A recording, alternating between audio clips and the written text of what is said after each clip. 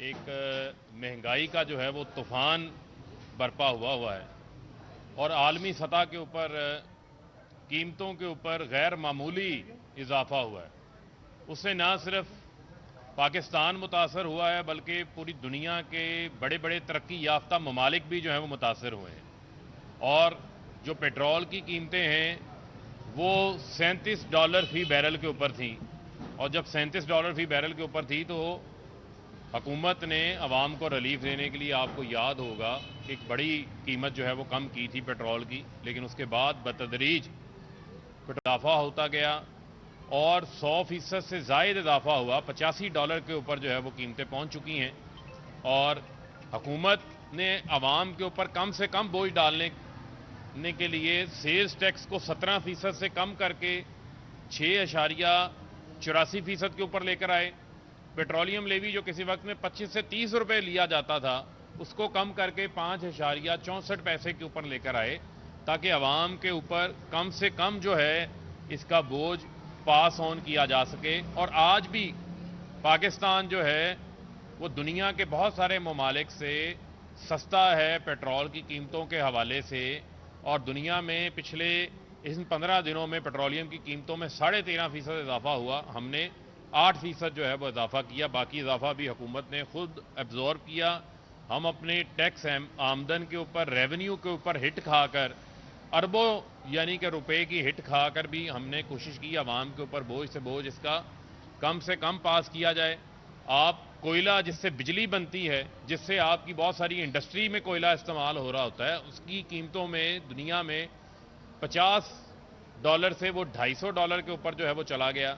खुर्दनी तेल जिसमें हम खाना पकाते हैं वो सारा हम इंपोर्ट करते हैं, सारा बाहर से मंगवाते हैं, वो $500 से उसकी कीमतें $1200 से $1300 के ऊपर चले गई। जो मैं बता रहा हूं कि गैर मामूली इजाफा पूरी दुनिया के अंदर कीमतों के ऊपर हुआ है। जिन कंटेनरों पे शिपिंग के जरिए माल इंपोर्ट होता है, कंटेनरों के जो रेट है वो $2000 वाला कंटेनर जो है वो $8000, $10,000 पर चला गया। जो सप्लाई टाइम है, जो 1 माह, 1.5 माह, 2 माह में चीज पहुंचती थी, वो जहाज आज 3 माह, 4 माह में पहुंच रहा है। तो पूरी दुनिया में इस टाइम जो है कोरोना के बायस हालात जो हैं वो तब्दील हुए हैं, जिसकी वजह से पूरी दुनिया में कीमतों में इजाफा हो रहा है।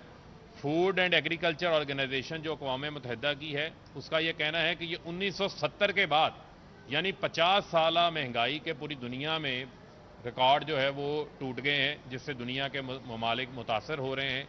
ब्लूमबर्ग के मुताबिक जो इसका इंडेक्स है उसके अंदर बेशुमार जो है वो महंगाई में इजाफा हुआ है। लिहाजा पाकिस्तान की हुकूमत क्या कोशिश करने की कोशिश कर रही है? हम अपना घी की कीमतों को कम लाने के लिए हम कोशिश कर रहे हैं कि हम अपने टैक्सेस में कमी करके, हमारी निगोसिएशंस चल रही है जो मिल मालकान हैं उनके साथ, ताकि उसको कीमतों को हम कम लेकर आएँ, आवाम को उसमें रिलीफ दे सकें। इसी तरीके से जो हम कोशिश कर रहे हैं, जो नवंबर के अंदर, जो अगले माह इंशाल्लाह हम एहसास कार्ड लेकर आ रहे हैं, जो आवाम को आटा, घी, चीनी और दालें भी 70% हमारी बाहर से इंपोर्ट होती हैं, उसमें हम आवाम को डायरेक्ट कीमतों में एहसास कार्ड, एक रियायती जो फूड प्रोग्राम होगा वो लेकर आ रहे हैं। इसको आप राशन कार्ड भी कह सकते हैं, जिससे हमारा जो पिसा हुआ तबका है उसको हम रिलीफ दे सकें। और उसका डेटा रिकॉर्ड हमारे पास मौजूद है, जो तकरीबन 12 मिलियन फैमिलीज होंगी, यानी कि 1,20,00,000 खानदानों को उससे जो है वो फ़ायदा पहुंचेगा। इसके अलावा किसानों के लिए किसान कार्ड लेकर आए हैं। इसी तरीके से पंजाब की आबादी को दिसंबर से 10 लाख हेल्थ इंश्योरेंस पूरे साल की आप अपना इलाज अपनी मर्जी के डॉक्टर अच्छे हॉस्पिटल से, प्राइवेट हॉस्पिटल से आप करवा सकते हैं। दिसंबर में उसका आगाज़ जो है वो होने जा रहा है।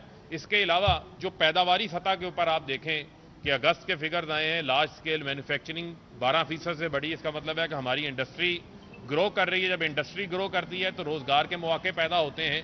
1000 अरब रुपए से ज़ायद सरमायाकारी के कंस्ट्रक्शन के मंसूबे मंजूर हो चुके हुए हैं, जिससे इंशाल्लाह 8 लाख नौकरियां जनरेट होंगी। टोटल 5000 अरब रुपए का हमारी इकोनॉमिक एक्टिविटी क्रिएट होगी इससे। इसी तरीके से जो टेक्सटाइल की पैदावार है उसके अंदर भी एक्सपोर्ट्स में जो है वो इजाफा हुआ है। इसी के साथ साथ जो कॉटन क्रॉप है हमारी, कॉटन क्रॉप में हमारा आपने देखा पिछले साल 6 मिलियन बेल्स थी, इस साल 9 मिलियन बेल्स क्रॉस कर गई हैं। उसमें भी आप देखेंगे कि پیداوار میں اضافہ ہو رہا ہے، اور جو خریف کی ہماری فصلیں آ رہی ہیں خاص طور کے اوپر آئندہ ماہ جو گنے کا کرشنگ کا سیزن ہے، کرشنگ شروع ہو جائے گی، اس سے آپ دیکھیں گے کہ بمپر کراپ ہے گنے کی. ایک تو کسان کو پیسہ اچھا مل رہا ہے گنے کے، اور اس کے جو کاٹن کے کسان کو اس کی جیب میں اضافی پیسہ آ رہا ہے. جو اضافی پیسہ آئے گا وہ آ کے شہروں میں خرچ کرے گا، لوگوں کی آمدن میں اس سے اضافہ ہوگا. جب کسان کی آمدن میں اضافہ ہوتا ہے تو اس سے ایک پوری چین چلتی ہے، پورا اکنامک منی سائیکل ہے، جس سے باقی ریلیٹڈ لوگوں کی آمدن میں بھی اضافہ ہوتا ہے.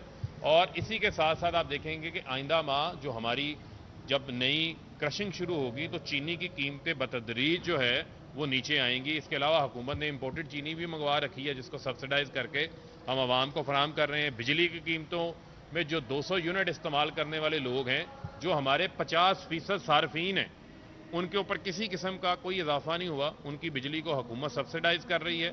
10 ڈیمز بنا رہے ہیں، جس سے آپ دیکھیں کہ بجلی پانی سے بنے گی اور ہائیڈرل بجلی سستی ہے، اور اس سے آپ دیکھیں گے کہ جو ہمارا انرجی مکس ہے بہتر ہوگا، اور جو بجلی کی قیمتیں ہیں اس کے اندر بھی جو ہے وہ ایک آئندہ آنے والے سالوں کے اندر ایک بہتر اضافہ ہوگا. ہمیں 70 سال ملک کا ٹوٹا پھوٹا حالت میں اداروں کی تباہ حال ملا ہے، ملک کی اکانومی برباد تھی.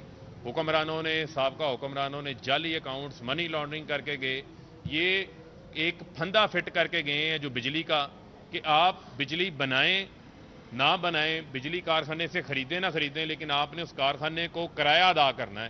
اور وہ آج کے دن 800 ارب روپیہ ہے. 2023 میں 2 سال بعد اس نے 1300 ارب روپیہ ہو جانا ہے، اور 2030 کے اندر اس نے 2500 ارب روپے پہ پہنچ جانا ہے اس کرائے کے اندر. اس قسم کے یہ معاہدے کر کے گئے ہیں. میں ان کو قومی مجرم کہتا ہوں، جو عوام کے گلے میں یہ پھندا فٹ کر کے گئے ہوئے ہیں. اس کے نتائج ہمیں بھگتنا پڑ رہے ہیں. اس کے لیے بھی ہم کوشش کر رہے ہیں عوام کو کسی طریقے سے جو ہے وہ ریلیف فراہم کریں. جی